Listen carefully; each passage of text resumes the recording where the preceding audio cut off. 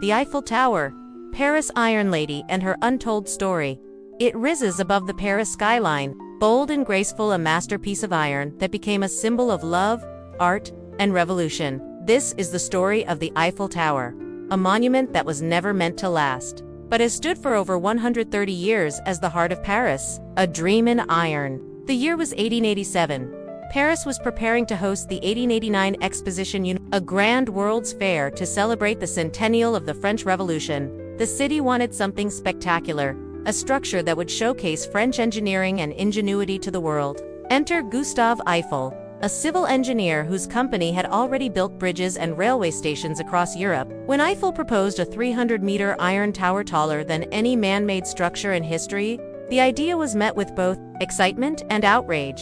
Many Parisians called it a monstrous eyesore. Famous artists and writers, including Guy de Maupassant and Alexandre Dumas, signed petitions against its construction. They claimed it would ruin the Parisian skyline and insult the elegance of the city. But Eiffel stood firm. He believed the tower would become a beacon of progress, an example of what human ambition could achieve. He famously said, "And one day, they will come to love it. It will be the pride of France, the symbol of an age of science and industry." Building the impossible and strict safety protocols meant not a single life was lost. Construction began in January 1887. Eiffel and his team of over 300 workers faced enormous challenges. The iron pieces, over 18,000 in total, were prefabricated and then assembled on-site like a giant mechano set. Parisians flocked to climb its 1,665 steps or ride the elevators to breathtaking views of the city. Safety was a priority. In an age when worker deaths were common on big projects,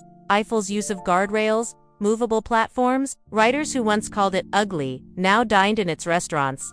Artists painted it in every light and season. Piece by piece, the tower rose. By March 1889, after just over 2 years of work, the Eiffel Tower was complete. During World War I, its radio signals intercepted enemy messages, helping French forces win critical battles. It remained and grew into the beloved symbol of Paris we know today. When it opened to the public, people couldn't believe their eyes. It has seen lovers propose under its lights, artists sketch its curves, and photographers chase its perfect angle. From criticism to icon. Though initially controversial, the Eiffel Tower quickly won hearts. It is no longer just an iron tower. It is the beating heart of Paris, a global symbol of romance and resilience. The tower was a technological marvel. It even had scientific purposes. Eiffel installed weather instruments, conducted wind experiments, and later supported radio antennas. She had to win her place in history, just as we all do. In time, what was meant to be a temporary structure became too valuable to tear down. It reminds us that innovation often comes wrapped in controversy, and beauty sometimes grows where we least expect it. The tower today, over 7 million people visit the Eiffel Tower every year. At night, 20,000 twinkling lights adorn its iron frame in a sparkling show that stops hearts.